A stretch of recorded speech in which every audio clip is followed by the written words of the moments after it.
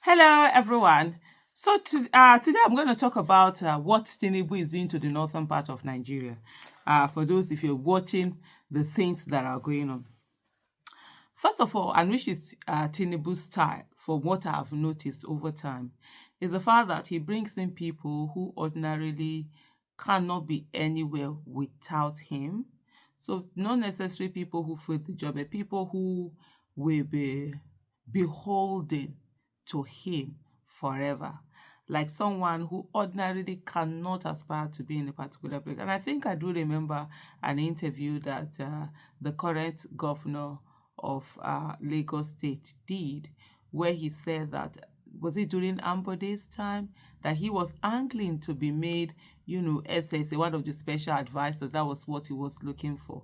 And at the end of the day, he got, when he was now the person that was nominated as the flag bearer for APC for Lagos State gubernatorial election. It was during that period that he mentioned something like that. I think I saw that being reported.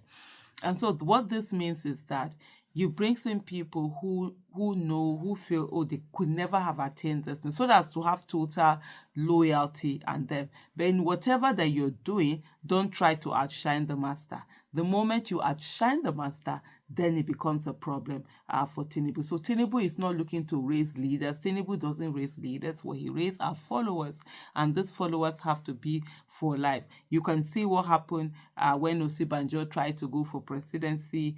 You can see what happened when Fashola did try to, outshine the master by doing so well as Lagos State governor. You must give it to Fashola. As Lagos State governor, he was awesome. He really did well in comparison to others that had been there. But of course, as minister or double minister or triple minister, whatever that thing that he was called, he was an absolute disaster. So people can be that way. It's just like if you look at what's his name, El-Rufai. El-Rufai was awesome as minister of FCT of Abuja.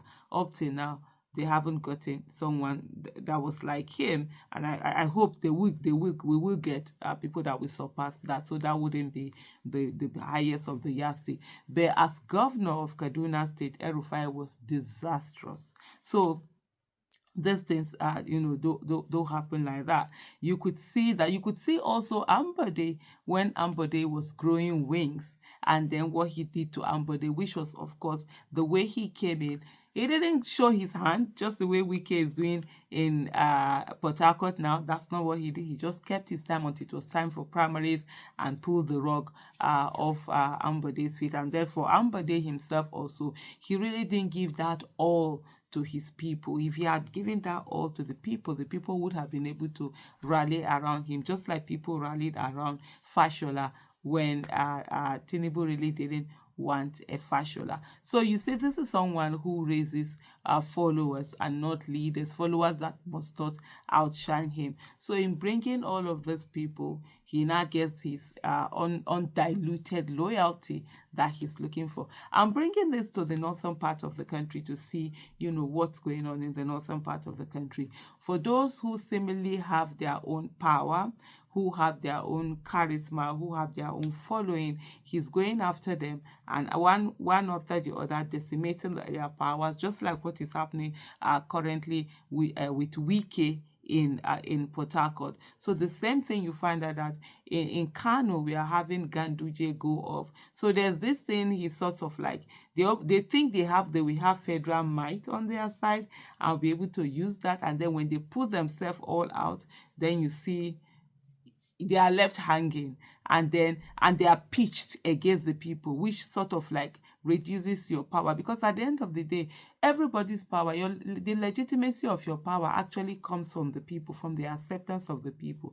If your people are not really accepting you, I can tell you there's really no way you're going to get that legitimacy that you're looking for. So impeaching the person against the people, the whole tussle, the whole emirate tussle in Kano can speak to that, where you see there's a bit of interference from the federal level in terms of whether it's although they've denied it, the NSC has denied he has any hand in it and all of that. Initially, Alhaji Aminu Bayero had left, when they announced this thing, then he came back, and now there's this whole big tussle that is going on. That's for Kano. You saw what happened with Kaduna El-Rufai, the way El-Rufai was sort of like disgraced with the whole nomination thing, they are probing his government, they are doing all sorts of things, and that whole drama going on. So those are, and other, established politicians with their own clout and their own following. He's sort of like either relegating them or stripping them of their powers one after the other. Then you now say the other thing that he's doing, which is to say that he's bringing in disgruntled politicians who over the last few years, over a decade, have been sidelined, have their own powers had been reduced, they had been relegated. You saw the likes of Tanimu, making a comeback, coming back in. And then now he's looking for like people who ordinarily would not have been anything within the current power a hierarchy or power organogram, if I may use that term, that it's in the northern part of the country. And then so it's almost like he's now creating his own new sheriffs that are going to be in place. And these sheriffs, we know without any iota of that if not for this person, you wouldn't be here. So that when he gets in, of course, he gets that undivided, unalloyed, undiluted loyalty that he's looking for. These things are quite interesting. I'm not saying I'm right, though. I might be absolutely wrong, but these are the things I'm seeing, and I'm just sitting there in my little corner like, interesting. I was saying by the time Tinubu ya gama rugu da ku, ai sai kun gwammace bari dai in yi shiru. Kullum dai a ce Aisha Yusufu ta cika kaza, Aisha Yusufu ta cika kaza. Ai za ku gani ne.